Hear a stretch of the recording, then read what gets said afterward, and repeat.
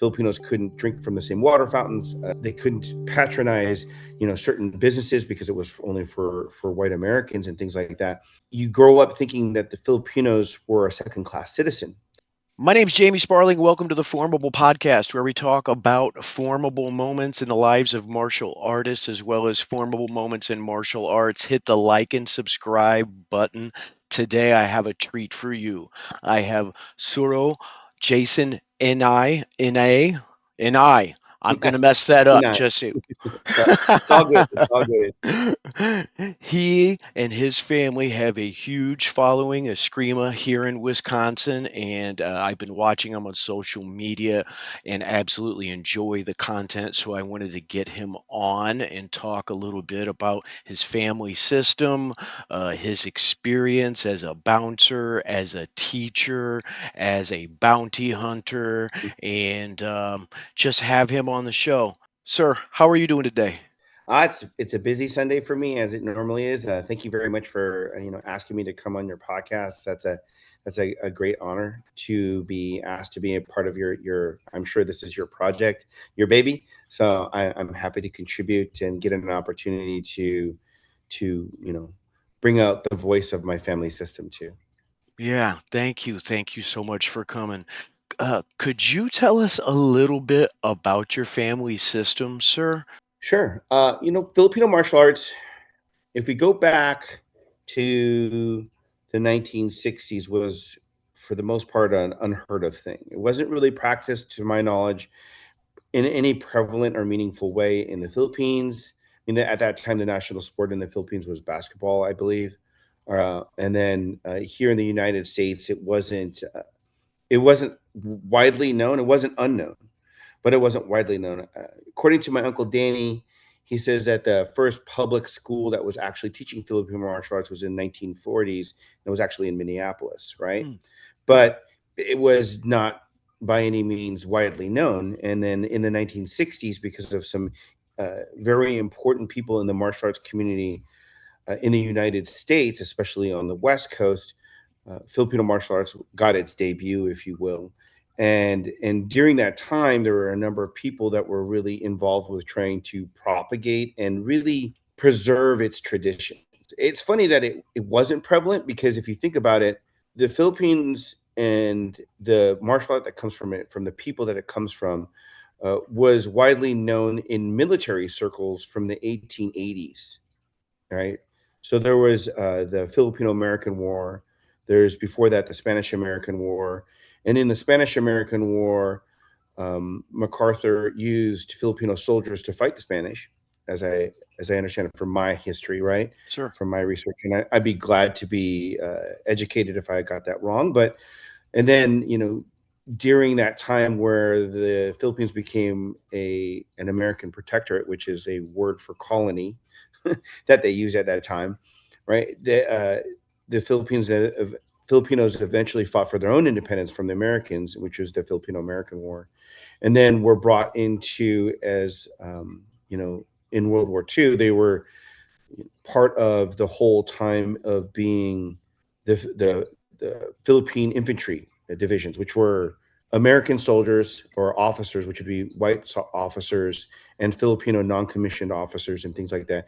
And between those, like if you go from the Spanish American War and you go through there, you have the Philippine Constabulary, which was populated by Filipinos but officered by Americans, and they were a police force in the Philippines that fought against insurgents and rebels during that time, mostly from the southern Philippines. So there's this long history of martial tradition and effectiveness that we see, but it wasn't well known. In fact, my father grew up basically being told that Filipinos were basically a second class citizen. My uncle Danny tells a lot of times in his seminars, if you go to his seminars and stuff, if he talks about it, he'll say like, you could be on the fields, working in the fields, and you'd be standing next to someone who's got a bachelor's degree in economics, and further down the row, someone picking something else or in a different field, and they might have a master's degree in world history or something. And you're talking about the 1950s at the time.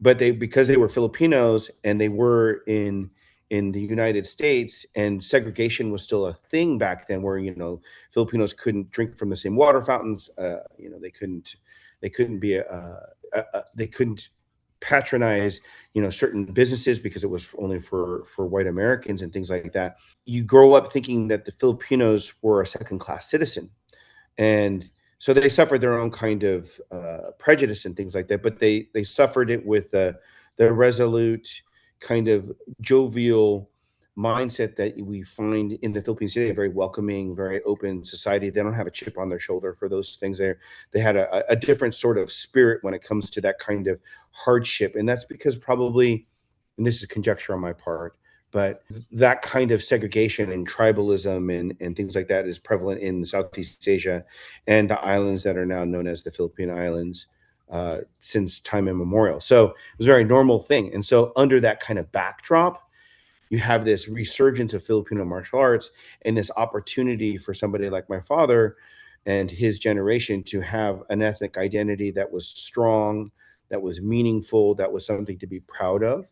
And so that was what their main impetus was. And they had leaders like Grandmaster, or rather, I refer to him as a great Grandmaster Max Sarmiento, and other community leaders out there that were really pushing for the leadership of the Filipino community. You have other people like the Monongs of Delano and like Ray Itleong, who were pushing for labor laws at the same time and were really the driving force for the labor movement in California. So you have this, at this time period, you have this resurgence of Filipino spirit, if you will. Mm-hmm.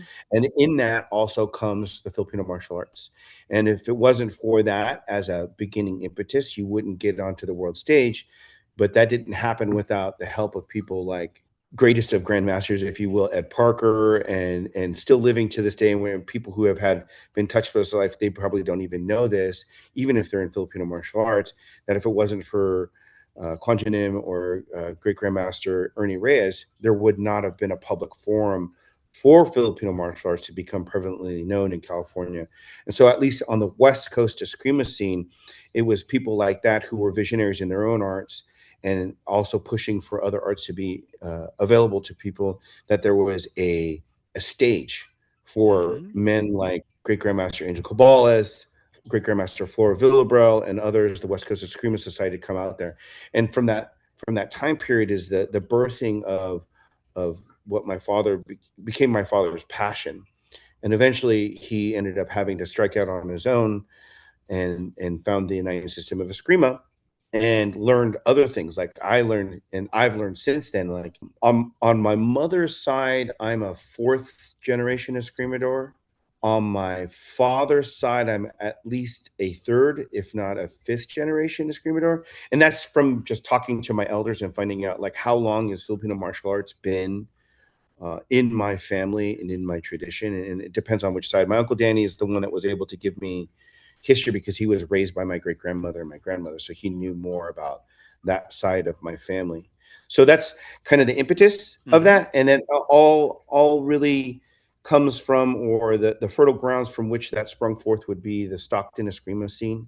So, the nine system of Eskrima is deeply rooted within the Serrata tradition, the Cadena de Mano tradition, and the Largo Mano tradition, and then other masters and instructors that were present in the West Coast Eskrima Society were the formative part of the development of the nine system of Eskrima. That right there is amazing, sir. Thank you for Mhm. sharing that piece of history. Uh, Cool. I caught a couple names, and I've always wanted to ask and learn a little bit about. For one, Max Sarmiento and Cadena Demano.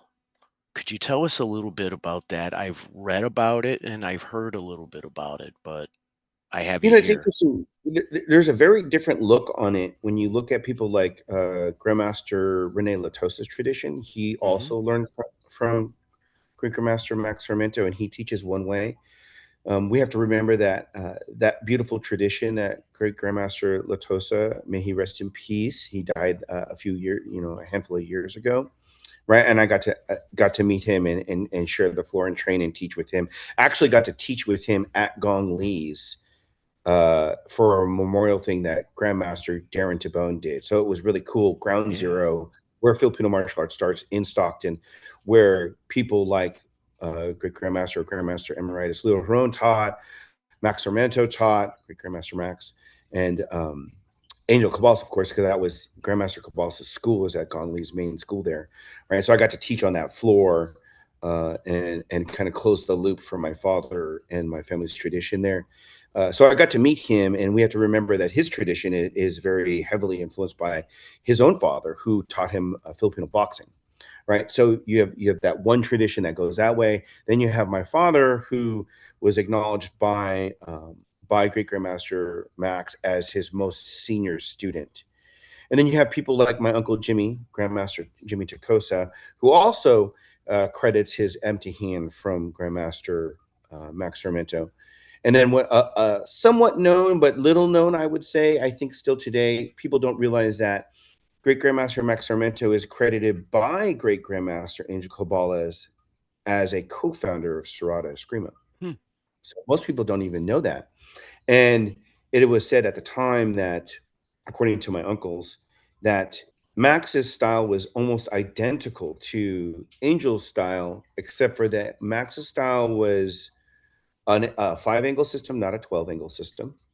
And the structure was more on, it was more, Great Grandmaster Max's way of teaching was anecdotal, which means that he would tell stories about his fights and then relate the techniques that he used to his students.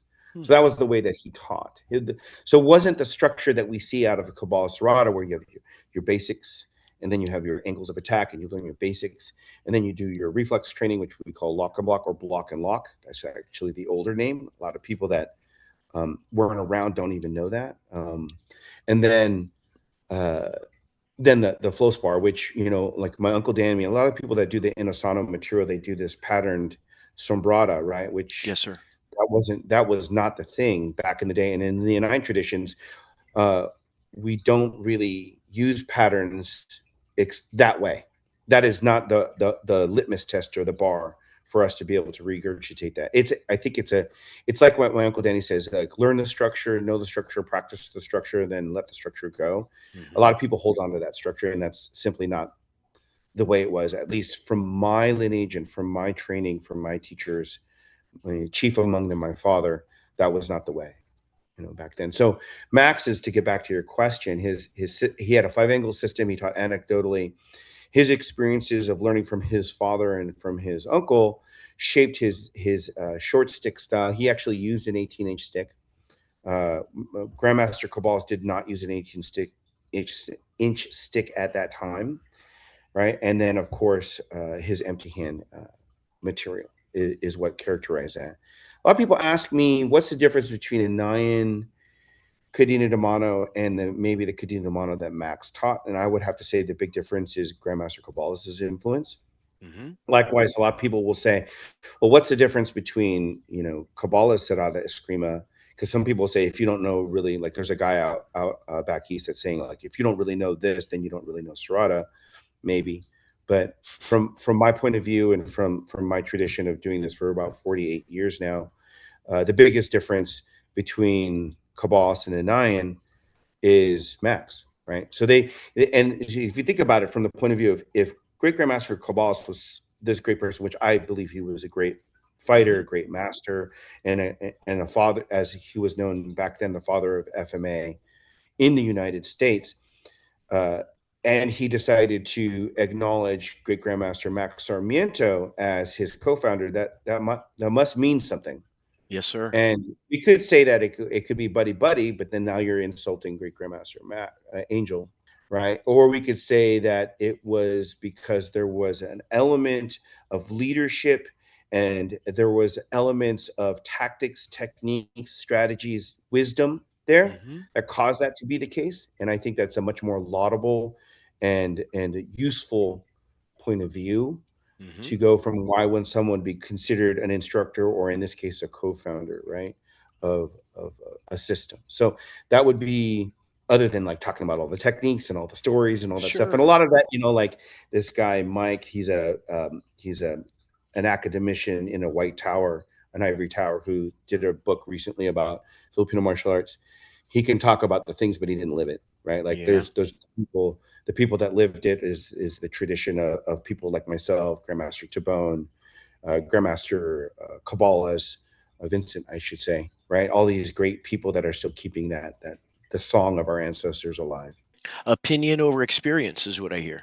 Opinion over experience, empirical over theory, right? Like, I'm sure that people are good in their own right, but there's a Hmm. difference between the people that bled and lived that, and it's their ethic story, and the people that culturally appropriate for authority. That there is something to be said for the accommodations out there. A lot of people don't like Mark Wiley for the books that he's written, at Hmm. least in terms of the community. Like, people got mad at my Uncle Danny when he wrote his book. That's why he didn't write another one, right? Hmm. I mean, he literally says it.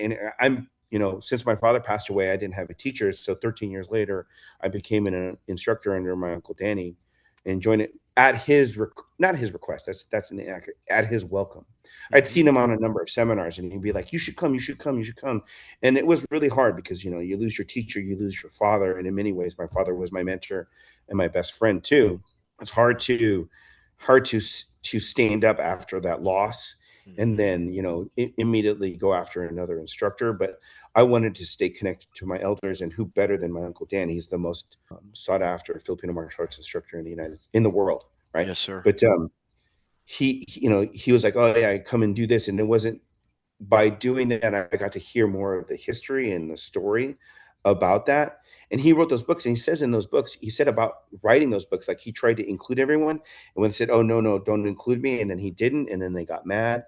And in the same sense, I've talked to Mark in years past, and he's like, I tried to include everybody. He goes, I try to include your dad in my books, but my editors, if you've ever written a book, and most people, they don't know because they don't do the work, Hmm. right? And I've worked with editors before on smaller projects. They cut stuff out, and they're the ones footing the bill on the printing. You don't Yep. have any control over that, and so you do your best in getting your manuscript together. And what's left on the editor's floor is what's left on the editor's floor, and there's nothing you can do about it. Then today you can self-publish, so there's less to worry about, right? So that history and those people there, they bring value, and they keep that voice alive. But then there's a few of us out there that are still trying to keep the old ways, the old ways, right? Yeah. Like um, Grandmaster Michael Harone, Master Joel Juanitas, right? Those guys are really trying to keep that. Master Dexter Labanok. These are all the people that are the older voices for Grandmaster Emirates. And there's people that maybe I don't know and haven't had a lot of contact with that are equally as important. But those are the people that I've interacted with, and they're still trying to keep that story alive for themselves, right? My uncle Jimmy Tacosa, Master Jimmy Tacosa, um, he also keeps it alive, but he's very difficult for you to have access to, because he only wants to teach and work with people that are authentically involved in the tradition and the history and the deep roots, and want to preserve that without trying to, I guess, gain authority for themselves. I guess is Hmm. probably the best way to. I had the opportunity in Chicago at a Katipunan with Nate Defensor for Yeah. and Master Takose came in and taught for an hour Hmm. at the end. And Hmm. prior to that, I just read his name in Grudan's book. And Hmm. oh, it was just an amazing thing to be in the presence of somebody that has been around that long and dedicated things to it. And yeah, that was a really neat experience. Yeah, they do things and have a sacrifice things. They sacrifice their time, which people don't see. A lot of them sacrifice. What people don't see, the ones that are out there trying to be very loud these days, they don't see that there was a sacrifice of family. Most of those guys, they have really difficult relationships with their family. Not all of them, right? But many of them do, because Hmm. like, I personally, like, do I go to the birthday, or do I go and teach the seminar, right? Do I go to the wedding, or do I teach my classes? Do I do I go and represent the art at a symposium, or do I go to the funeral? And many times I chose to represent and choose art. My father did that. His teachers have done that. His colleagues and peers have done that. And some of that self-serving, I'm sure, for them, they wanted to do that as well. But the thing is that it also is what allows for these other people to then become the new voice, and then try to assert their own authority, which is great. I think that's part of what we wanted what my father and his generation wanted in terms of the mission of preserve and propagate Filipino martial arts. Yeah. I will. First time I was in Los Angeles about 15 years ago, I had asked somebody if they would take me to Stockton. And I know. I just and they were like, "Why?" And I was like, "Oh, I don't, is that history still a piece of that there? And what kind of, It I is. just wanted to go. And I didn't go. I nobody they didn't seem like they necessarily want to take me. You know what I mean? Which is fine. Is that history still rich in the Stockton area? Very much so. And I would have to give a big nod to Master Joel Juanitas, who's the head of the original, not original. He's the head of the Bahana, or co-head with Master McCune, who's actually in the LA area, if I'm not mistaken. He might have moved out to like Arizona or something. I'm not sure, but they still have um, the lodge there for the Legionarios de Trabajo, which is the Legionarios de Trabajo. Sorry, pronunciation's terrible there, but are very much like Masons in terms of an organization, or Odd Fellows, or any one of those particular kind of fraternal organizations. My grandparents were part of that organization as well, right? So the Bahalana organization, the Haron Arnis system, and all that stuff is married in many ways to that organization, because Grandmaster Emeritus Leo Haron, uh, who was a World War II vet, fought against the Japanese during World War II, brought his Cinco Terre system to Stockton, was part of that formative period of Stockton Eskrima in the 1960s and 70s and 80s and on, right? Uh, uh, he was a senior member of the Legionarios de Trabajo. So that's the tradition is there. They have like a little Manila thing where what they do is they have like it's like a little display of the things that happen in one of the largest Filipino American communities in the United States. Not the oldest, but Mhm. definitely one of the largest. The oldest is actually, I believe, in North Carolina or South Carolina. I think North Carolina. So uh, that history is still there. There are still people there doing the art itself. I mean, so you find what you will find there for the most part is going to be Cerrada de Cuerdas and Largo Mono, Joron Arni system. That's what you're Mhm. going to find there. I think that there's some Balintawak people there. There's some people that are there for in the area, if we include Sacramento in there, that are Calis Illustrissimo, which is not the same as Illustrissimo Cali, two different lineage lines, right? For the family of the Illustrissimo. You'll still find Villabro Cali in California, in the Bay Area. You'll still find a lot of those older traditions are still around. But the louder voices are Modern Arnis, Dose Pares, and now Balintawak. Those are very loud voices, and the Calis Illustrissimo as opposed to the Illustrissimo Cali. But the traditions are there. The community is still there. My uncle Remy Estrella, he was one of the original Stockton Eskrima guys. He's still in Stockton, right? I don't know if Grandmaster Vincent is Stockton. Last time I talked to him, he was. I believe that Grandmaster Tabone is over there. Obviously, Master Juanitas is still there. So there's some people still keeping the song alive over there. Mhm. That's amazing. Could you tell me a little bit about De Quertus? So DeQuartis is really interesting. Like there's two different like if not three different stories there, right? Like is which DeQuartis are we talking about? Are we talking about Tino, Grandmaster Tino? Are we talking about the Dequirtus that's referred to by the Serrata people? Are you talking about Inay Dequirtus? It's difficult, right? Yeah. Dequirtus, there's Herosa Dequirtus in the Philippines as well. So there's a lot of different styles that use Dequirtus. So we see this trend of this name, right? And then if it is coming, if we're talking about the Serrata lineage, then why is Lightning Scientific Arnis called Lightning Scientific Arnis when one of the main teachers for Lightning Scientific, Grandmaster Lima, I think is his name. He's a progenitor of that system. His teacher was Dazone, and supposedly Dazone is the one that called his style the Quertus, who taught it to Angel.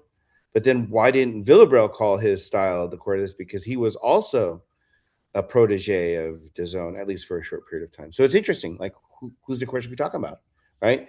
So Yeah. Dequirtus under Grandmaster Tino, in that time, he was really known for his disarms, and I mean like in the '60s, just Hmm. at the forming or before the forming of the West Coast Eskrima Society. He was known for his disarms and his takedowns. He was a judo man or a jujitsu man as well. He was very well known for his hilot or his pressure point fighting Hmm. as well among the people that knew. In fact, I think that something to the effect is being told was said in my uncle Danny's book of like if he was to choose to teach things, there's a lot for him to teach, right? Which was to imply that there were some secrets there, right? Hmm. Having had an opportunity to work with some of his students and having some influence, the Nine System of Eskrima has some influence from Grandmaster Tino. Uh, that style is a very effective art. Uh, the the people that are the proponents for that system really talk about like some very aggressive trapping and some sticky stick kind of techniques, would might be useful term to use for your audience, right? Okay. That he shared a lot of those things. The people that you'd look for there, his last name is Saizon, Saizon, I think, is his last name, Grandmaster Saizon. And then there's politically not in the same crowd, not liked as Richard Von Donk, but he does teach under that name as well. And then the person that I probably have gotten outside of from my father and his student, my uncle Frank DeFanti, is James Murrow. Professor James Murrow, who's the head of the Goshin Jitsu Chahun Goshin Jitsu organization, which is a kosharu uh, Kempo organization from James Matosi.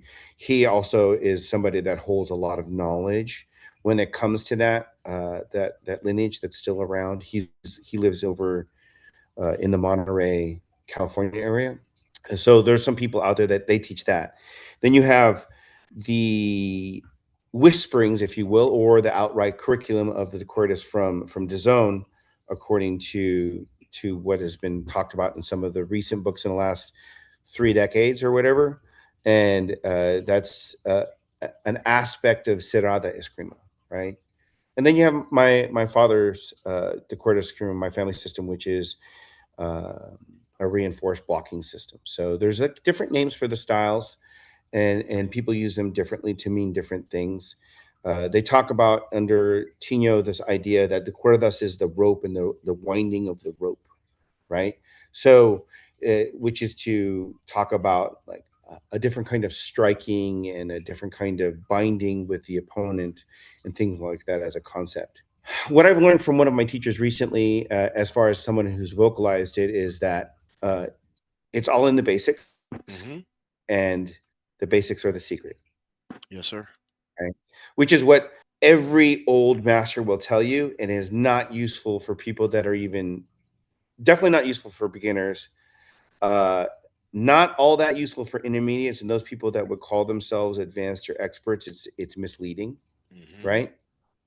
But at the same time, it's exactly correct. It's like something my father said. I wanted to learn Tai Chi when I was 17, 18, 19. And I wanted to learn it specifically for the breathing and some of the other things too. I grew up as an asthmatic, right? So Me too. I couldn't participate in sports when I was very little. I grew out of it for the most part when I was a teenager. So I played rugby in high school and things like that. But then later on, it's become a thing again as I get into my 50s, right? But so I want to learn it for a bunch of different reasons. That especially the breathing and stuff like that. And then my father goes, "Well, just do your stuff slow. Do all your basics slow." Not useful for somebody who was really, I mean, at that time, 17, I'd only been training for 12 years, something like that. Right? That was a very short period of time. I know that your listeners might say, "Well, that's a really long time." No, it isn't. Not for people that do martial arts for their whole life. It's a really short period of time. 5 years is barely anything. 10 or more years is like, okay, you're kind of getting into it, right? So it wasn't very useful to me, but he was exactly correct. Once I got the chance to learn Tai Chi, and I've been doing Tai Chi on and off since the mid 90s when he gave me permission to train under somebody for a brief period of time. And then he told me I couldn't, and so I stopped. Right, but he was exactly correct. But what it was is like, why would I do it slow? I would do it slow because then I could learn to do it perfectly. My Mhm. timing would be perfect. My placement would be perfect.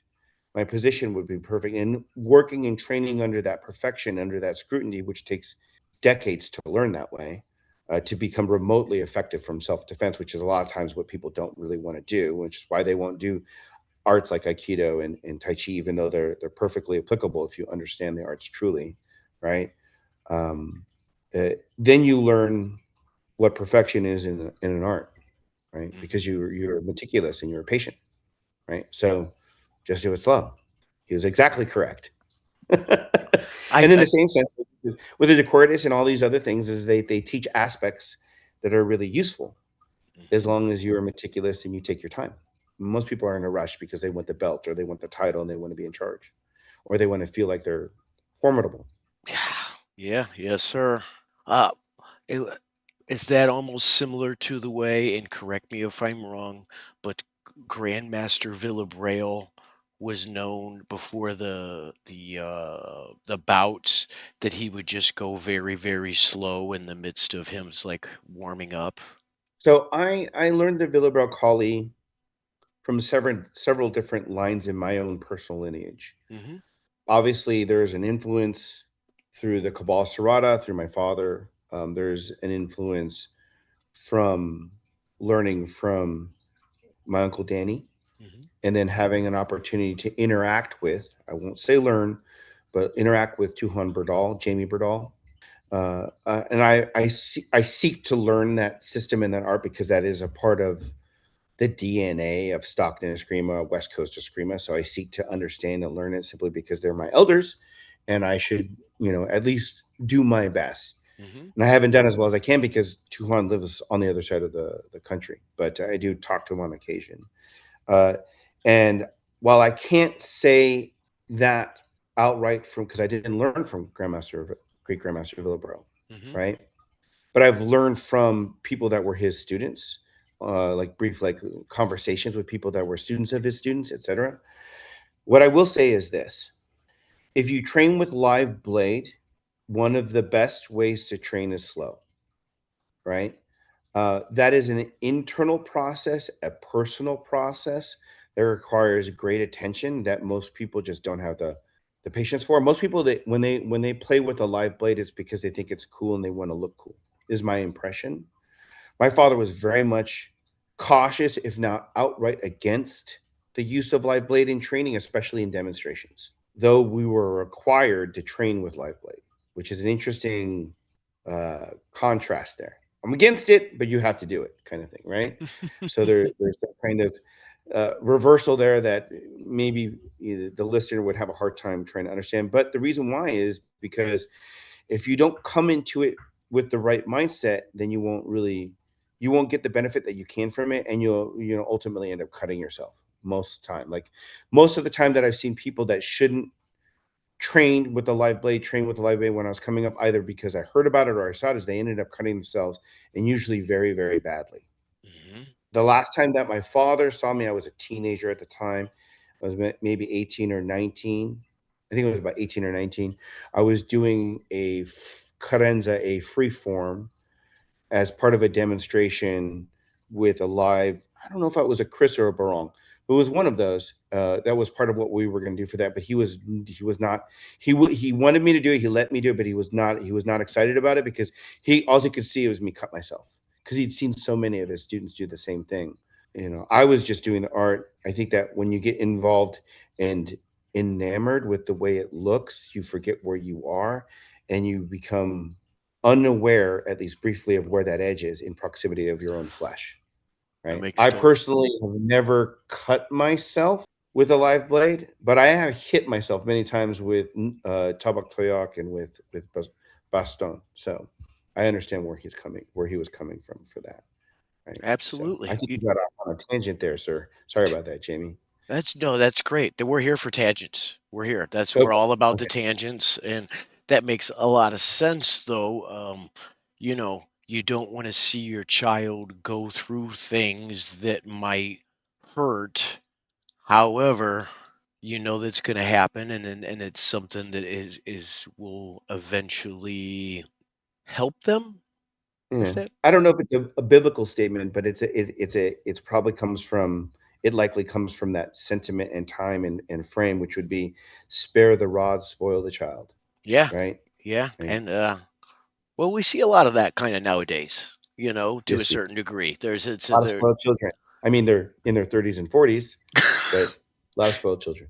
Yeah, yeah, and you're pretty sure that yeah, they hadn't been smacked yet. Otherwise, if they would, they might be a little bit easier to deal with. Yeah, I picked up a saying from my best friend. You can never trust a man that's never been punched in the face, right? They don't have any understanding of consequence, right? Yeah, So, yeah. to set the record straight for anybody who's listening that might know this, I have, however, cut myself practicing with live blades against other classmates and stuff. I remember this one guy he and I were talking, and I learned the importance of understanding the difference between hollow ground, flat ground, and round ground when it comes to the sharpened edge of a blade, Hmm. right? And I'm like, very much, how should I say? I was very much believing in my own crap when it came to like, no, this technique works, this disarm works because I'd made the disarm work against a live blade, and my peer was like, no, you're wrong. It doesn't. I'm like, let's try it. And so he had a flat ground. I don't think he had a hollow ground. He had a flat ground spider cone. So spider cone as a brand of knife is most of their edges are flat ground. Most of my up until that day, all of my disarming with live blades, which we did very slow and we did very carefully, we weren't being rash, right? We were just trying to understand the technique in the context of an actual tool that would be used and how we would have to do things. And I think Hmm. that this lesson that I'm going to share with you is a very valuable lesson for me, though I would recommend that other people not do it because that would be the most responsible thing to do it. So I'm like, let's do it. Right. And so, I catch the knife. He didn't go soft, but he didn't go really hard. So like I had to make sure the technique, the catch worked, the block or the defense worked. And then I began to apply the disarm. So spider codes are flat ground. All of the time before that, I've done this on a live blades, but they were round ground. Right. So there's a difference between hollow ground, flat ground, right, and round ground, right, in terms of like the shape of the edge at the edge. Yeah, Round ground edges, which is much more common with fighting tools, keep their edge longer, or rather keep the shape and form of the edge generally longer, easier to sharpen if you get them nicked. Hollow ground is the sharpest edge. You usually see that with scalpels and things like that because it's much sharper, finer, but it's easy to break that edge. That it's much more brittle. It's harder to, it's easier to dull, etc. Right? hmm, Most tools are flat ground, which means that you have just a regular on one side and then they just flat grind it on another until they get a sharp. Now, the difference between hollow ground and flat ground is they dig more into the thing that they're cutting, which would include flesh. So, some of the flesh on blade disarms that you can do with round ground, which I had a lot of experience with, relatively speaking. I'm not saying I did thousands of disarms, but I sure. did more than that, right? I could apply pressure a certain way with my hand or my skin, usually my forearm or something like that, and risk very little cutting. You can't do that with flat ground, and you cannot do that with hollow ground because it will dig into the flesh because that's what it's made to do, Yes, right? sir. And then it's really good and interesting. We go back to that, call back to that statement you said that, experience rather than theory, right? Hmm. Empirical knowledge. So I think it was a great experience, a formidable experience or formative experience to work on your podcast's name, right? In terms of educating me and being able to educate my students, right? Most people don't have the wherewithal to be able to identify the difference, but there is a difference. And if you are a connoisseur of the blade, as I attempt to be, and Sure. I've not been on a TV show for cutting blades, but Not I've played yet. with them all my lives, right? Not yet, right? Hmm. Um, there is a difference to those edges, and it does affect your martial art and what you do and how you do things, right? Like the thing is high pressure techniques like there's styles that like to do they'll do reverse grip with blade in, and they like to do a lot of raking. That Yeah. puts a lot of pressure on the edge of the blade, which means that the blade will dull faster. That's kind of important if you're in cold places like Wisconsin because Yeah. the clothing is, but if you're in warm places, less important. because there's less cloth. People don't wear as much leather and other things, right? And so then there's less things to worry about the blade dulling, right? People don't realize that as far as weapon arts are concerned, they're highly influenced by things like climate and fashion and politics slash morals, like, the idea of, you don't attack people from behind. All of those things affect the art like a lot. And did you know that iaido as a form of Japanese art really only really has a context when the shogun was having his retinue sit in seiza with their weapons sheathed for a long time? That's part of the context and the meaning or the need for combat effective techniques from the draw, Mm, right? Because the bodyguards, and they're not supposed to walk around with naked blades when they're receiving dignitaries. So mhm. they have that, right? The Filipino martial arts has the same thing. The difference is that they would affix the sheath on the blade, and then they would hack through the sheath and let the sheath fall as they struck the opponent. So they had the same kind of idea, but the answer was different. Just don't unsheath the blade. We have the tool covered in sheath so it's safe for everybody until I hit you with it and the sheath falls away and I cut you, right? So same, but the impetus is the same. It's like this is you don't have to feel threatened because I'm not I'm not necessarily going to be ready for a fight, but I'm ready for a fight, right? So understanding that context helps you understand the art, right? Without Yeah, it, all you're doing is waving sticks at each other threateningly and collecting rank. yeah. Well, thank you for sharing that. That's so important. The history is so important. Where'd it come from? Why are we doing the things that we're doing? Mhm. And even though we want the art to change or to grow or whatever, address a new problem, it's so important to say, well, this is where it came from and this is why, so that we can learn maybe to address the same issues, right? Because humans are still humans and obviously Exactly. still doing the same stuff.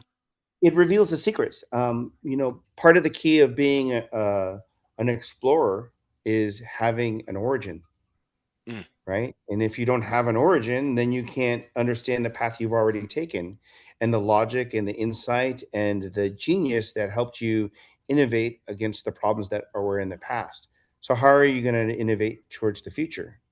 You're going to be searching in the dark. That's the advantage of a system, mhm. right? So a lot of people call my family system Inay Eskrima, which is not totally inaccurate, but taking the system out of taking the term system out of the United System of Screamo is like taking my dad's genius out of the art. And now it's just, Serrata, Largamano, Kadinamana. The approach, the system is what makes it an iron, right? Like, according to Vincent Cabales, Grandmaster Vincent Cabales, unfortunately, the video has been taken down, and I'm not sure why it got taken down. We all met back in like 2007 or something. I can't remember what year it was, but it was the early 2000 aughts, and we all met at the cemetery there in Stockton, and Grandmaster Michael Heron was there to speak for his father. Grandmaster Vincent Cabas was there to speak for his father. I was there, and I spoke as best I could for Great Grandmaster Sarmiento and Great Grandmaster um, Lacosta, because there was nobody to represent those men there. And then Art Gonzalez, Grandmaster Art Gonzalez, may he rest in peace. He passed away quite a while ago now. He was there to speak for Grandmaster Tino, Mm, right? And so we all got there as a way to commemorate and remember them. And in that time, one of the things that came out was Grandmaster Cabalas said of his father, when I was learning, and I'm speaking in his voice, and I'm remembering, so please forgive me if I get it sure. wrong, anybody who knows better than I, but he said, when I was learning, it was 55 angles of attack, and there was at least 20 counters for every angle of attack. So at that time, Grandmaster Cabal, great Grandmaster Cabal, Angel Cabal, Manon Angel, as I remember him being called as a boy, uh, was teaching 1,000 techniques to his close students as a fundamental foundation.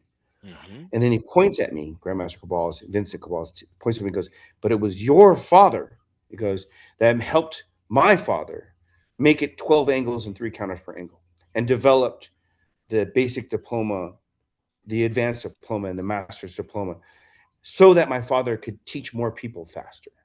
Mm. Now that's a not exactly verbatim, but that was the sentiment in the thing. And it was that structure. And I got to talk to my mother, who was there at the time when that all happened, and my uncle Remy Estrella, who is my mother's brother and who was the first person to ever get an instructor rank from my father, right? Who learned directly from Manong Angel, Manong, and Manong Max, right?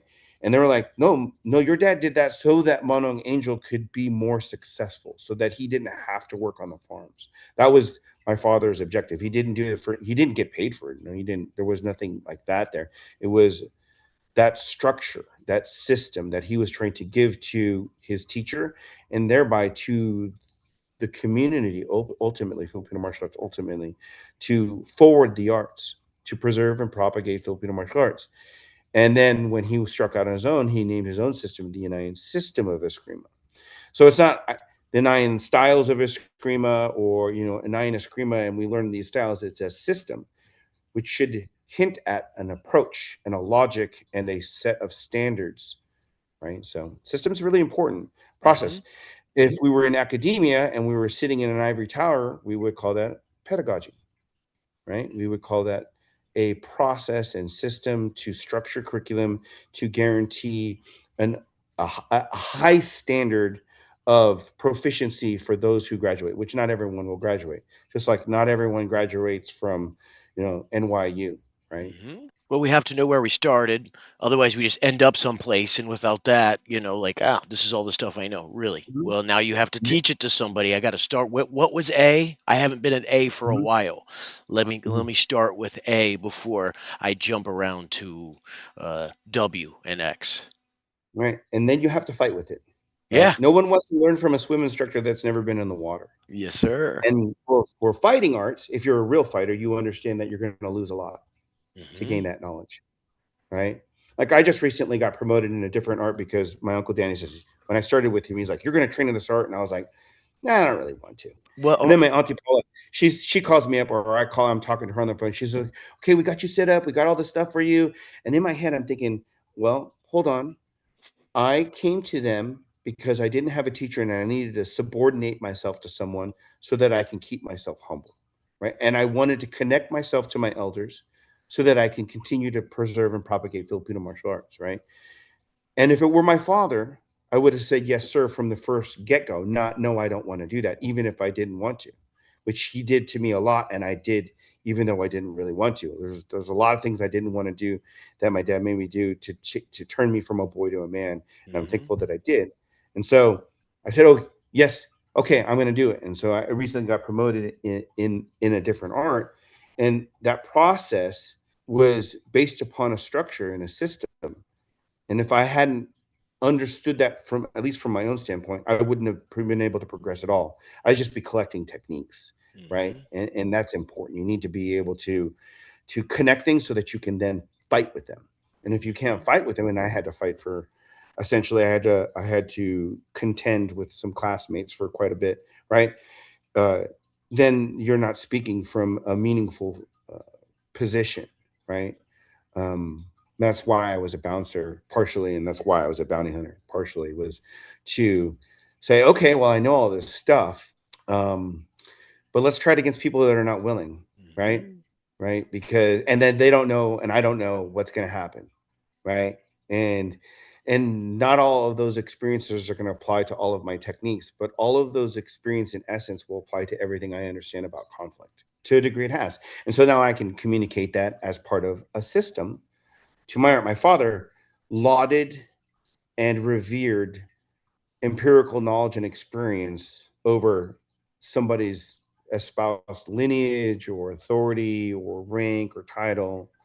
He he wanted people to be able to talk the talk, but you had to also walk the walk. That's why every one of his students that became an instructor, and every one of them is competent. Every one of them has fought, especially the ones that actually were graduated and got the full title of guru from him at minimum. There's a bunch of people. There's a few people out there that got the Katalunan, which is our junior instructor title, hmm but they were, for whatever reason, either didn't put themselves up or were not considered. the right type to promote further for whatever reason. That wasn't had nothing to do with me. That was my father's decisions, right? But it was all based upon can you walk the walk, right? So my dad was like he never drank a drop of alcohol when I grew up. Like he very typically when he was younger smoked cigarettes, which is a lot of Filipinos do, Mhm. right? But he was very much against that in his elder years, which crazy to think. I'm 52. He died when he was 53, going on 54. He would have been 54 that year that he died. Um, but he was very much against the drinking, very much against the smoking and tobacco use and all those things. And he would stall students from promoting if he felt like you drank too much or you indulged too much in tobacco or other things. And he wouldn't even teach you if you were a drug user. If he knew that you used drugs, he'd kick you out Mm. flat out. Didn't even care. That's his system, my system. That's a beautiful thing. I don't know. I personally, I grew up on the other side of that particular track, so I probably wouldn't be accepted as a student. But So did he. He yeah, grew up as he grew up in his teenage years. He was unsupervised. huh. His father was working in the fields. His mother had abandoned him when he was an infant in a field. He grew up unsupervised, and so he knew what it was like to go the wrong path, and he knew what it was like to go on the right path, and he did his best. And he wasn't always successful. He was a man. He Hmm. wasn't a god or anything like that. As much as he was my hero, he was just a man, and he spoke from that experience. He That's why he revered and lauded experience, especially when it came to combative experience in martial arts. The people that he would bring for me as his student and some of his other students to learn from that weren't even Filipino martial artists were people like Dr. Paul Weitzel, who is a Shorin Ryu master, uh, Marine, long range recon patrol Marine from the Vietnam era, who was also a SWAT team leader, SWAT team person for Fort Wayne, Indiana, and a PhD in in psychology. That's the type of man he lauded. An educated man and a man of experience and man of action. He lauded those things. And so I try to do the same thing for my tradition. And as far as is as a steward now of it is to laud experience, to seek it out. If I don't have it myself, to seek it out from another, to understand from that, and to become educated like somebody like Dr. Weitzel, and have that tradition continue to be it. I mean, look at Grandmaster Emeritus Leo Huron, World War II veteran, Grandmaster Cabals, deathmatch, right?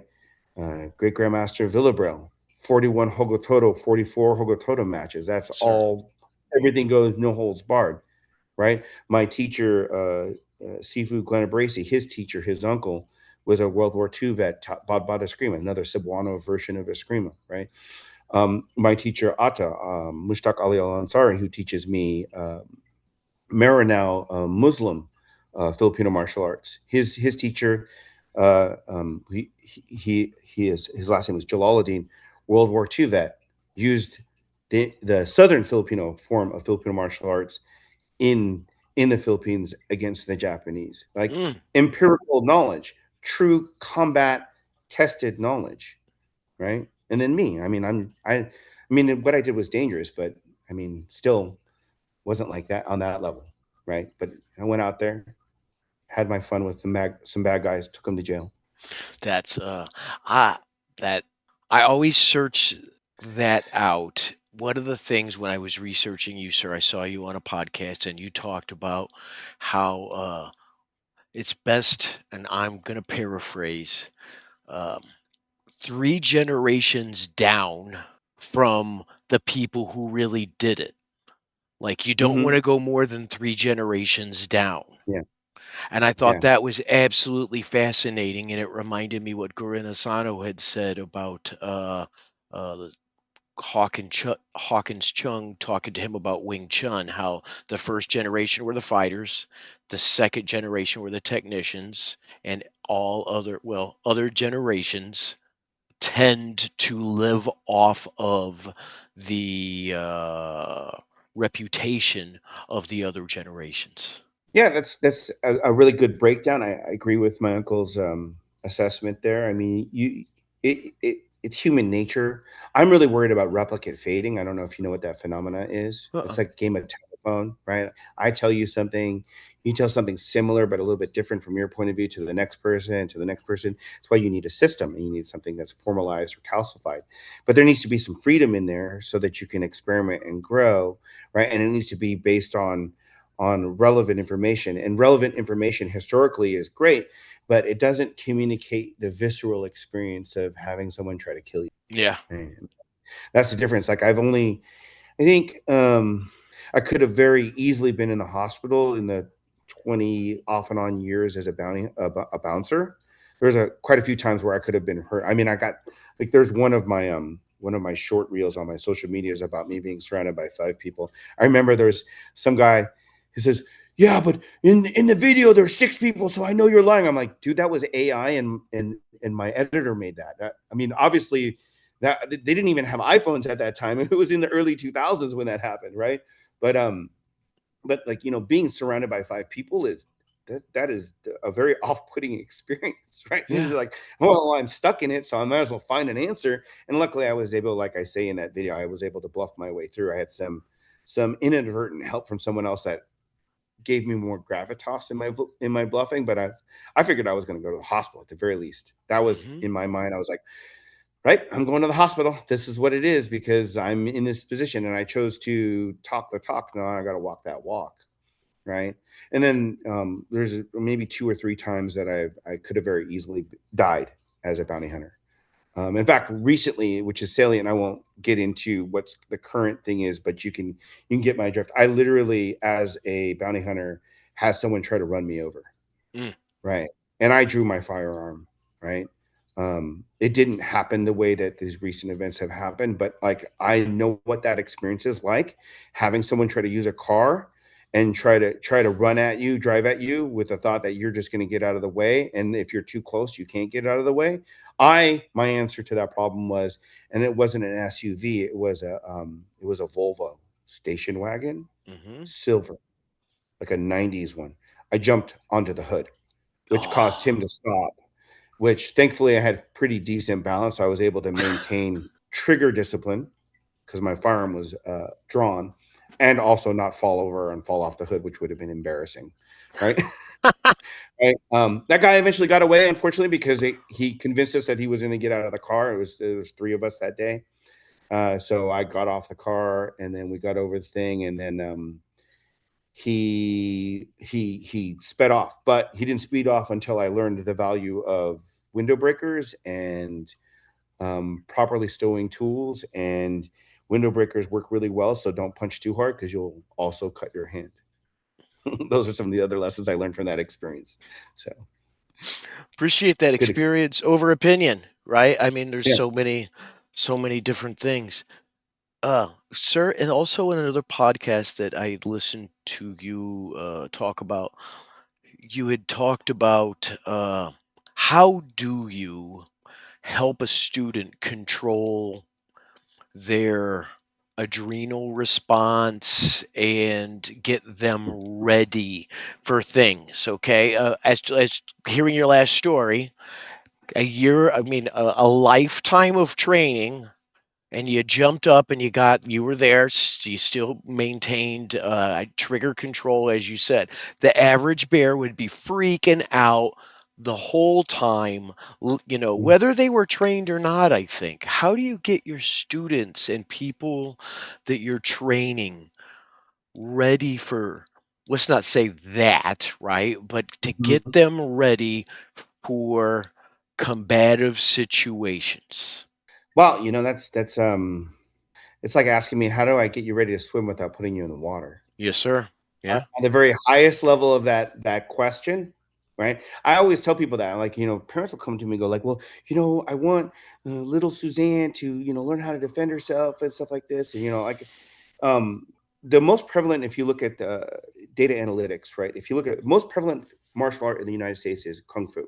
What people don't really understand is that, yeah, kind of, but they're including Kempo in that number, right? Okay. Because Kempo is a Chinese martial art. At least some Kempos are, right? Mhm. Uh, and then the next one is Taekwondo. And Taekwondo, as unfortunately, gets the moniker of McDojo and Belt Factory a lot, and it's accurate to a degree with some. And there are some belt factories in the area that I'm in here in Los Gatos, and I get their students eventually. If they're looking for self-defense specifically, if they're looking for just other martial arts, they'll go to the boxing club or they'll go to a jiu-jitsu club or something like that. But Mhm. um, they'll ask me like, well, what should I look for? Because I generally don't necessarily direct prospects to my classes because I want a specific kind of student and family in my classes. I'm very selective in that way because if they don't want to actually learn to deal with violence, then they and are, what is required of that, then I don't want to teach them Mm. because they're just not a good fit. What they're gonna end up complaining. They're gonna end up doing this stuff. I had a parent go, "Why did you hit Sam today?" And I'm like, "Because I'm teaching him how to block, and he wouldn't block. He just would get angry. And how am I going to teach him how to block?" And I literally said to that parent, "I'm like, how am I going to teach your child to swim if I don't put him in the water? And if he doesn't listen, he's just going to drown." And then the parent cooled down after he thought about it. He says, "You're right," but and he asked me, so I'm like, "I can accommodate those things, but the thing is that I cannot teach your child the thing that you say that you want them to learn without putting them in that environment, at least partially." Now, was that child bruised at the end of that? No, they weren't. Their feelings were hurt, but hey, you know what? Your feelings are going to be a lot more than hurt in a real fight, whether it's a bully or a bad guy, right? And I think this is sometimes what I find when you see those model mugging, fast defense, self defense, women's self defense. Sometimes they talk about it, but Dr. G, I was present at my uncle Danny's school when he starts talking to people and he starts using expletives of every nature, pejoratives, insults, slurs, bad language, naughty language, kids, right? And people were definitely offended, and you could hear people gasp and people got really angry and you could see it in their faces and stuff like that. A visceral gut feeling of being offended, like real offense, not just like some of the ridiculousness that we see on social media today. And then he stops and he goes, "If words are hurting your feelings, maybe martial arts isn't for you." And I went, I don't know if I would have gone along that route, especially in that venue to teach that lesson, but that was a very effective lesson. Very Mhm. effective, right? And in the same sense, you ask me, how do you deal with or how do you prepare people for it? Well, you start in the shallow end.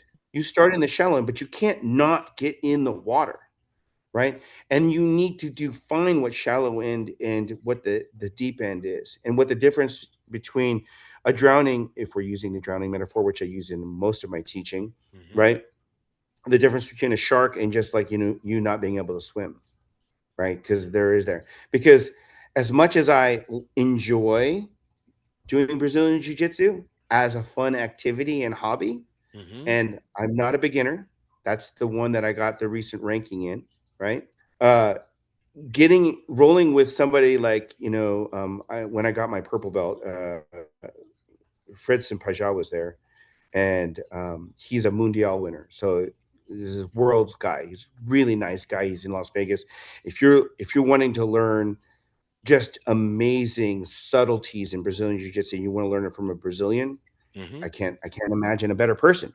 Of course, I got my blue belt under um, Professor Gary Padilla, who's under Professor or Grandmaster Jean-Jacques Machado, also very good, right? But at the same time, that's not the same thing as being in the deep end and fighting against a Norteño who's trying to stab you to death while you're trying to control him and arrest him and grappling on the ground. And you have to make sure that your firearm doesn't go off on accident during the whole sequence. Because I have actually lived that scenario. Mhm. That's the deep end, right? So the guys that are out there doing their ADCC, those guys are tough. I wouldn't want to grapple with them.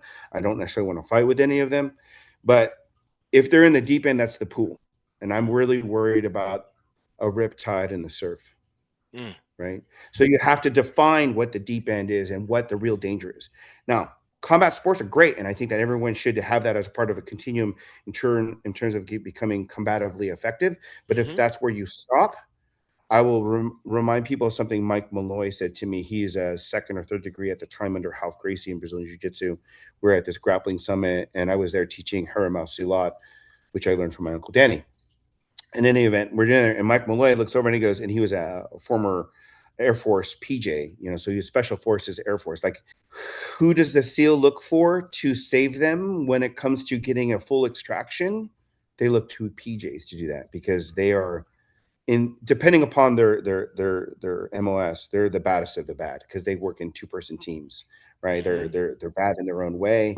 And so he was an ex-PJ, and he goes, the last thing I want to do when I'm fighting against someone in the sandbox, he didn't use these words, but I'm gonna PG rate this story, right? Is he goes, the Thank last you. thing I want to do when I'm fighting in the sandbox with someone who's got a knife and I've got a tomahawk and they've got an AK and I've got an MP5 and they've got some kind of pistol and I've got my SIG and et cetera, et cetera. So the last thing I want to do is get in a snuggle fight.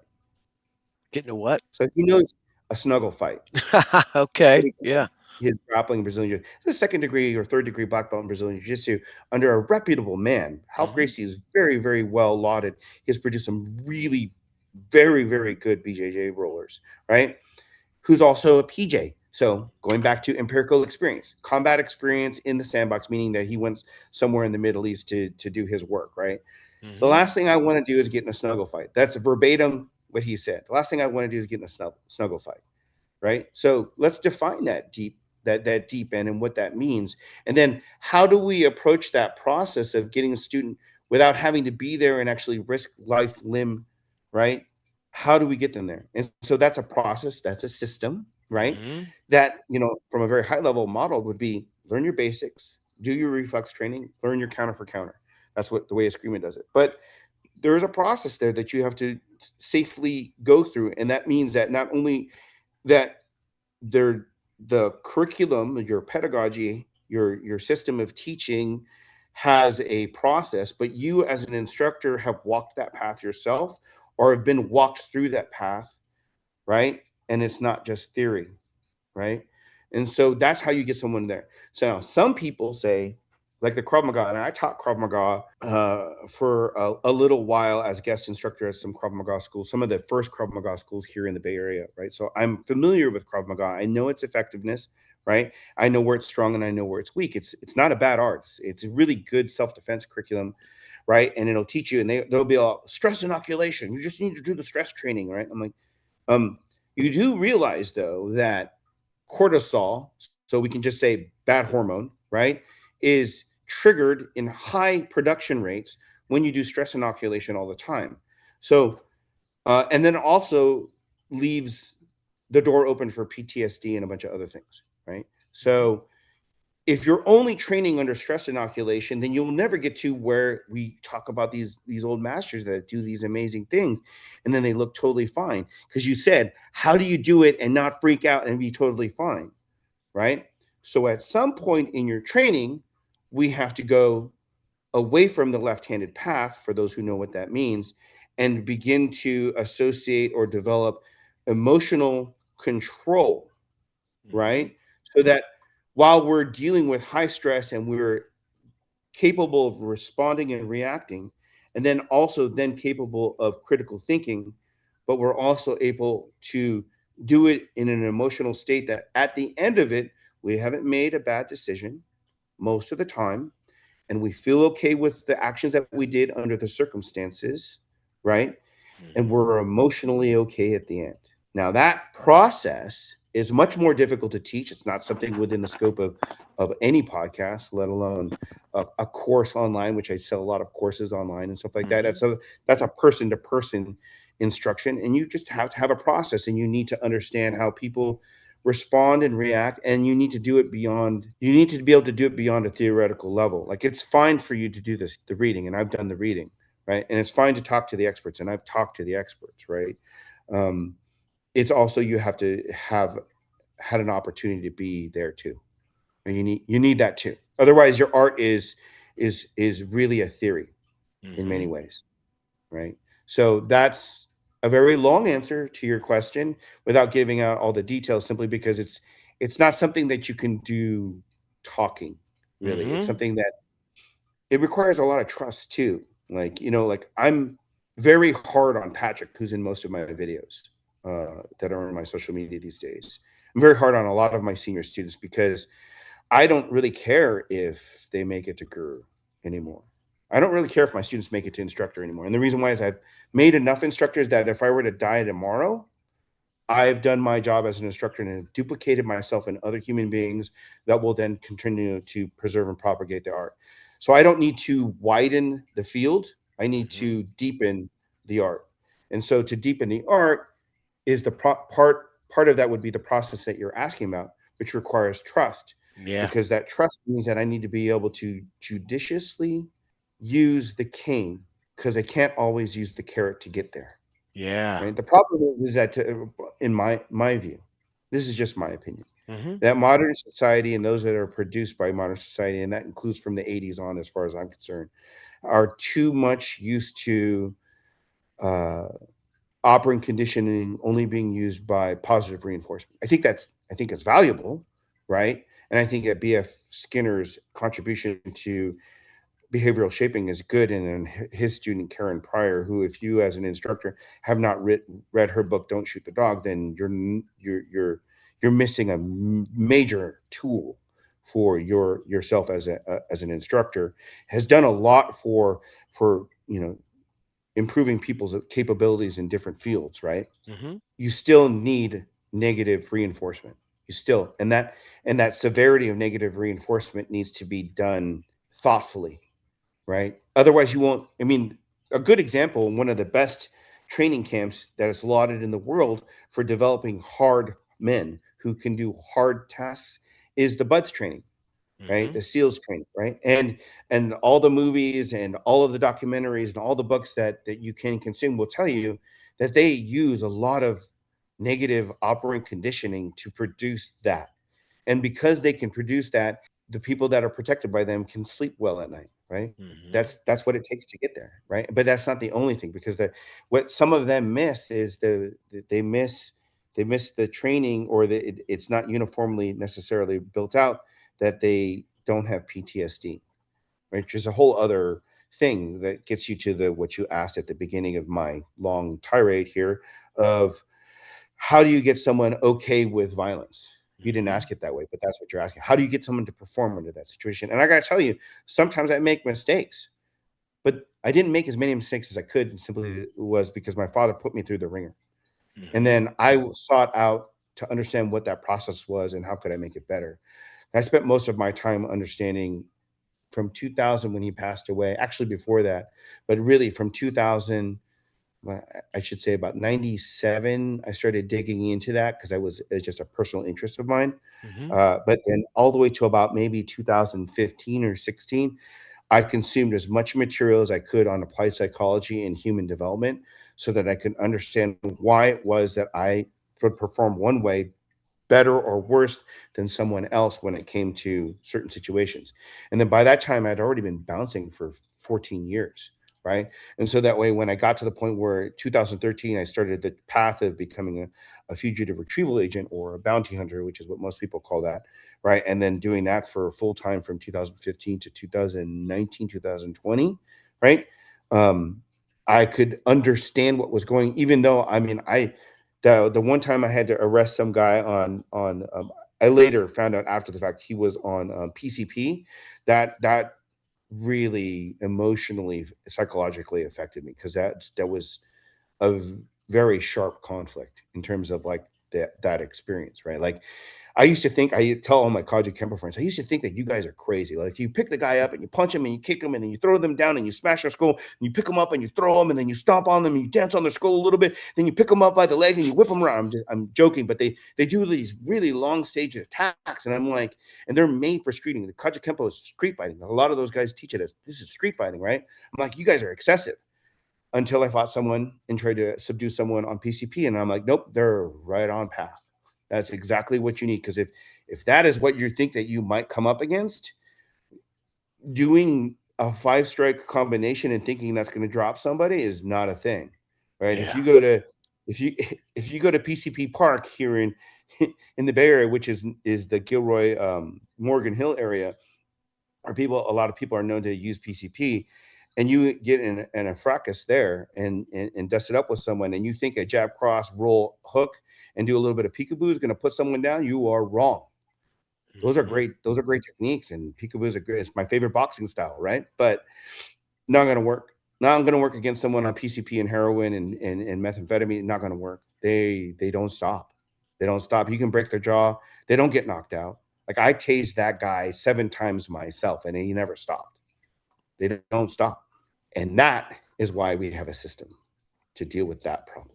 And that is why I asked you to come on today, because you have a system and you have quite a great deal of life experience as well, sir. You know, I'm thankful though that I should say at least of 100 students, 99 of them won't have any experience close to that. Most people Hmm. won't, right? But it's kind of like car insurance. You hate paying it, but if you need it, you're sure happy that you have it. Without it, you could be in a lot of trouble really Yes, fast. you can be. A- And it's Mhm. funny, what was your student's name that you talked about? You said you're quite hard on him at times? Oh, Patrick. Patrick. Yeah. Yeah. Well, I just got done reading on your website all the wonderful things he says about you. Oh, Yeah, okay. yeah, that's a I don't, thing, right? So you have that yeah, yeah, okay, yeah. He did relationship. testimonial thing. Yeah, yeah. Yeah, well, in the midst of it, if you see, if someone is watching and they follow you on Instagram and they see Patrick take a fall or anything like that, wow, that's you, whatever. But if you go on the website, he talks Hmm. about how his best times are with you, and Yeah. that all so you that relationship is so important. uh, Mhm. I just wanted to bring that up for the viewers to watch as well. I expect big things from that young man. I expect Yeah. some big things. And he has the right attitude and stuff like that. He's gone through a lot himself. He has an interesting personal story himself, right? A lot of the shenanigans that we do on our short videos to propagate the art and stuff, and then and create a loud voice and platform to talk from, Hmm. is his ideas. Like there's a video of me, and then later on, there's a couple other videos where he's got a cut over his eye. That was his idea. He was like, "No, let's do it." Just he goes, "Send it. Let's just do it. Send it." And I'm like, "Are you sure?" He goes, "Yeah, I'll put the helmet on. I'll be fine." And then I gave him an elbow, an angle one for those who know, Hmm. elbow, and I just smashed that helmet onto his face, and it cut his face up a little bit. And he was jazzed about it. But then I saw some of the comments. Um, and they're like, "Yo, you're just a big bully. He's smaller than my." Oh. He's the one that shows up to class, first of all, and second of all, that was his idea. And I'm like, "Are you sure? Are you sure you're sure?" Now we're using motorcycle helmets, which are a lot better than the fencing helmets, the Hmm. helmets that we use for our stick sparring, right? We in the stick sparring, like for me, um, if you're not using a helmet that hurts at least a little bit when you get hit for stick sparring, then um, you're not in the deep waters. I won't say you're a beginner and that you're not taking risks, but you're not going into the deep waters. You're wearing all that armor, and that's cool and stuff like that. But in the 1970s and the 1980s, when my father was teaching, you couldn't make it to instructor unless you fought full contact. Hmm. Full contact, not a padded stick or piece of rattan. The rules are 3/4 to 1 inch diameter stick. We usually use a 1 inch diameter stick. I'm the one that instituted the 3/4 inch. My dad was 1 inch.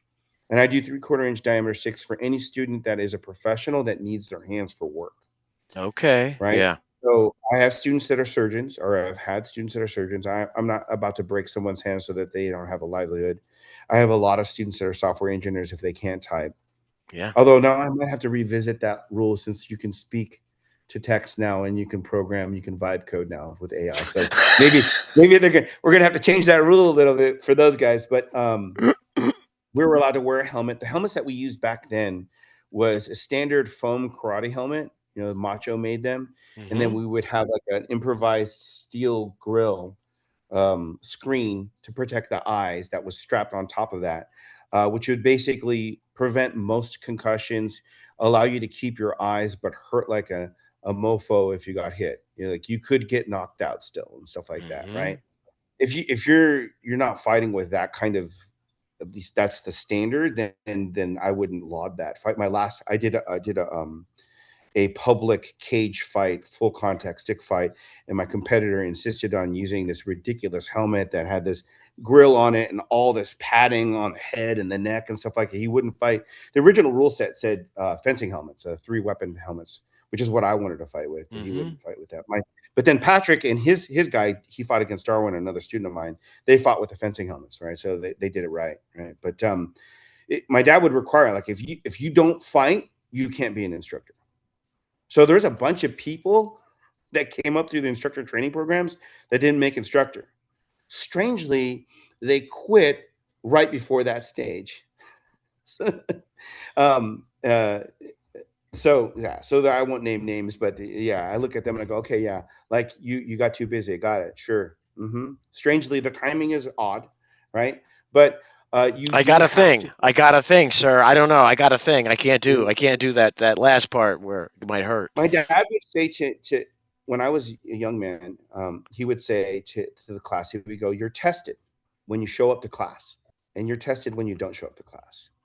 Mm. You're graded every day, right?" And he goes, "And I know when you don't show up, and I can guess why you didn't show up." Right? You're too busy. You want to go dancing with your girlfriend in the city, go to San Francisco and do that. I got it. It's cool. I understand. Right? You don't like one instructor over another, so you don't come to those classes. You only come to my classes. I got it. I understand. Right? Because my dad was one of those rare instructors that he would have his senior students teach his students because he wanted to foster growth in his students too. So the Mm-hmm. ones that were senior to become instructors. And he noticed, like, if you attended one instructor's class over another, and that if the person subbed, and you found out, you would get out of it.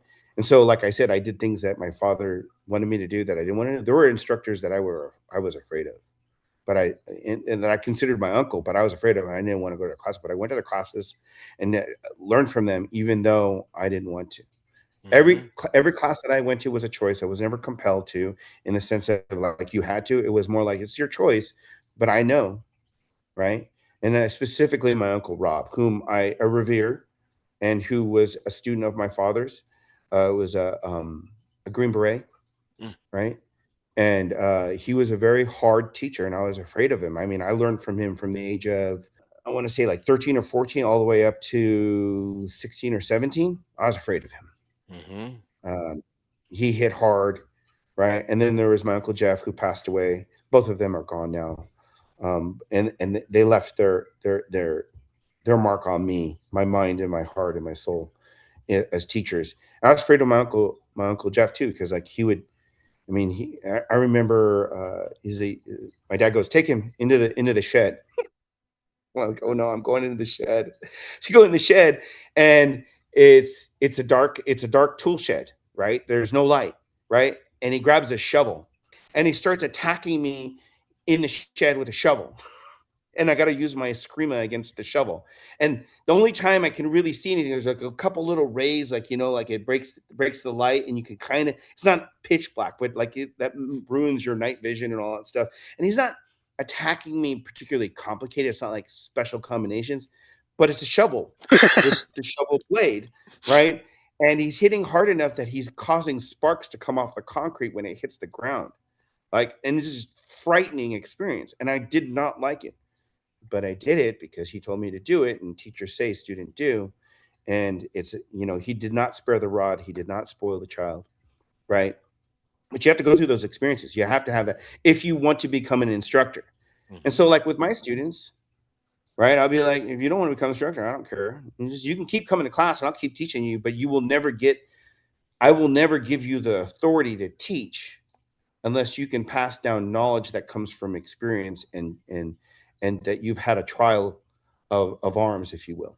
Right now, am I sending students to the hospital? Most of the time not, but they do sometimes go to the hospital, right?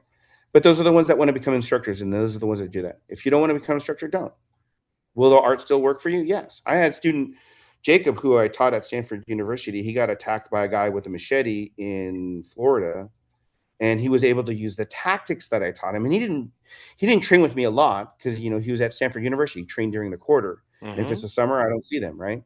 But he sent me a message on Facebook, and he's like, "Hey man, I just want to thank you because like this guy came into my place of work. He was working in a restaurant bar or something like that, and I was able to keep him at bay using range tactics and obstacles till the police got there and arrested him. Did he take did he go to the nth degree in terms of the trials that I put Patrick or any one of my gurus, like Master Kevin Shanebeck, who was my father's student, or Guru, Pete Sorcy, who's the guy I'll be teaching at his school in Milwaukee, or Patrick, or Master Guru Tony Samosvatov, who was the last sparring partner of my father's before my father passed away. I spare on them. Did he go to that degree? No, but he could still defend himself. Mhm. Same thing with my student. He calls himself Charlie now. He got attacked by a homeless guy while he was on a bicycle waiting for the light to turn. Mhm. Homeless guy came up at him early in the morning, 4 in the morning. He was on his way to work to go be. He's a barista at a Starbucks or something like that, and the homeless guy attacks him. Angle one with a camping knife or something like that. I don't know what it was. It was some kind of knife. And Charlie goes, I got the sense that someone was behind me, and I turned and I see this guy attack him, and he goes, it was an angle one, and I did the first empty hand technique that you drilled into me, and I was able to disarm him, and I was able to push him away, and I got on my bike, and I pedaled away. He was 18 at the time. He's like 20 now. Maybe he's 22. I'm not sure, but timing wise there. But he goes, and Suro, I could hear you telling me that I was doing the technique wrong at the same time. I'm like, what? He goes, yeah, I could hear you. I could just hear you yelling at me because I know that I did it. I didn't do it perfect, but I was able to disarm. I'm like, so let me get this straight. Somebody comes up behind you, and mind you, Charlie had been training with me for like 3 or 4 years when this acid incident happened. So the Mhm. guy comes up, attacks him, high forehand strike with the right hand. He's able to do his parry defense and gets a good grip enough to dislodge the tool from his hand and eject it from his hand, shove him away, pedal. And then he goes, yeah, so then I pedaled to work as fast as I could. And I got into work and I walked in work and I said, hey guys, just got in a knife fight. I had to disarm this guy, this homeless guy attacked me. I had to clean up before I start my shift. Like, totally okay. Hmm. Right? Washes his hands, realize what's just happened because he got a few scratches. So he's looking at some nicks and stuff like that, but nothing that required stitches, right? Mhm. And goes into shock and collapses, which goes back to your question of how do you train someone to do this? He had some of the training, not all of the training, and he had that training as a boy. I mean, I started teaching Charlie when he was like maybe 9 years old, Hmm. and he trained with me until he was maybe 13, right? And then 4 years down the road, 5 years down the road, he's 18 years old, and he's trying to live his own life, and he gets attacked by this guy, and he's able to do that. But and then he goes, and it was exactly like you said, Suro. I knew exactly what was happening as soon as I went in shock, and then I knew exactly what to expect. So I teach them, I'm like, you should expect your body to do these things. You might vomit, you might have this, you might have that. So I talk about all the gross bodily functions that occur when you go under shock. That might Mhm. happen at the moment of the incident or after.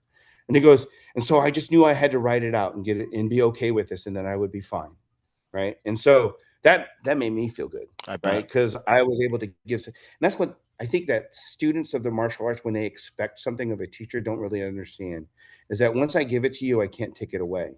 Which is Mhm. why we expect loyalty and reverence and some kind of respect from our students, because I'm going to give you something that I had to give up a lot for, Yes. and I had to endure a lot for, and once I give it to you, I can't take it away, which means that I kind of like some appreciation, which is, in my opinion, when I notice that in myself, that is a weakness of my own spirit that I really shouldn't indulge in that, because I shouldn't need that as a strong human being. But I'm a human being, so I Yeah. understand it when that's happening, right? And that I should expect that you don't use it against me. That's the other part, Doesn't right? seem like too I would much to ask.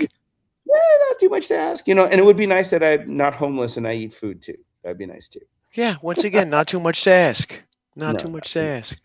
It's almost back like our conversations full circle. At the very beginning, we talked about how many of the older masters or anyone that gets to any level at anything has to sacrifice some stuff. Like you said, you teach the seminar, or do you go to the holiday?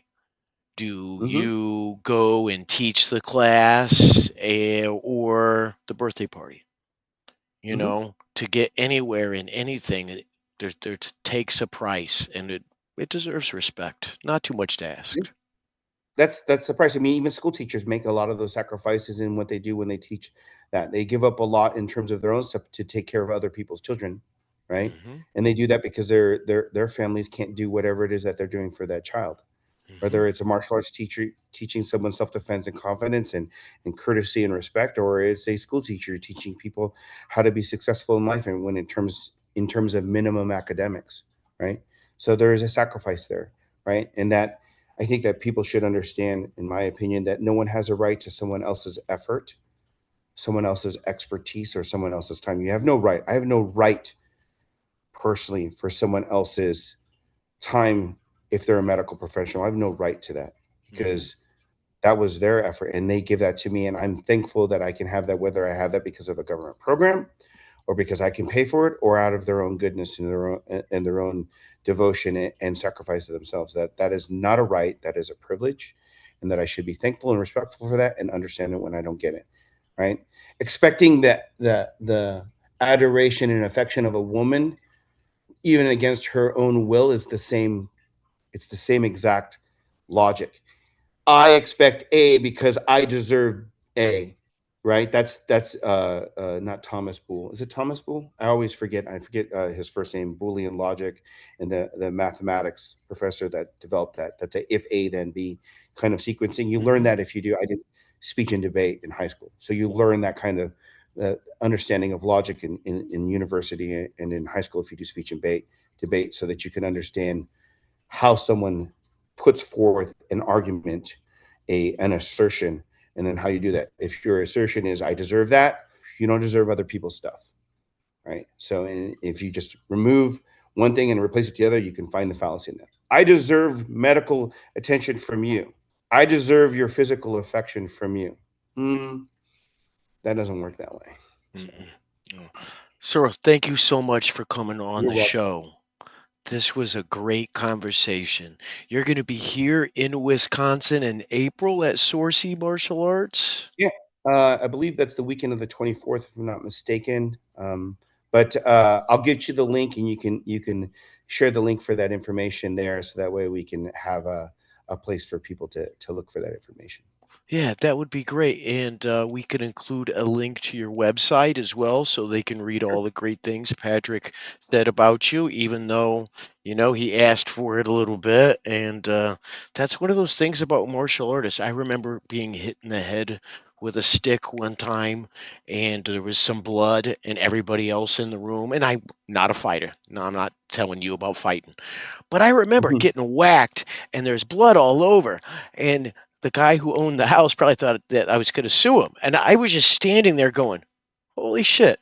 I could take one of those and still keep fighting. I think I'm okay. This is Mhm. pretty good. This is pretty And cool. that's, I mean, I'll leave you with this thought. I mean, like for you and your listeners and stuff. And thank you so much for having me on your podcast. I hope that we get to do it again. But Yeah. a lot of times, people's fear of dealing with confrontation is twofold. One is, can I endure it? And the other is, will I make the right decision and not go too far? A lot of times people are afraid of their own potential in that situation. And you have to confront that. You have to confront your demons and know that you can step away and back into the light. That's what Jung taught. That's what Nietzsche taught, right? That's what every wise tradition will teach at some point is you have to come to face to face with your own shadow. This is what Jung would say, right? And unify with that so that you can be the strongest version of yourself to contribute to others' lives and be the best. And you can live with yourself too. That's the other side of it. You have to confront that. And it's not something you do and then you're done. It's not like you get a certificate and you're done. It's something you do every day. Right. And that's what the Bible teaches too, which is just another wise tradition. Thank you so much for watching the FormABLE You. Podcast today.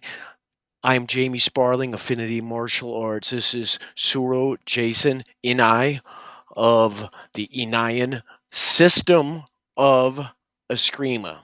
He'll be in Wisconsin in April, and I hope to make it on down there and spend some time with him.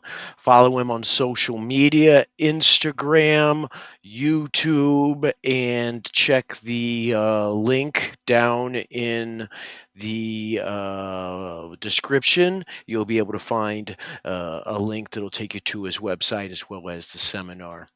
Thank you so much for watching. We appreciate you, and remember, remain formable.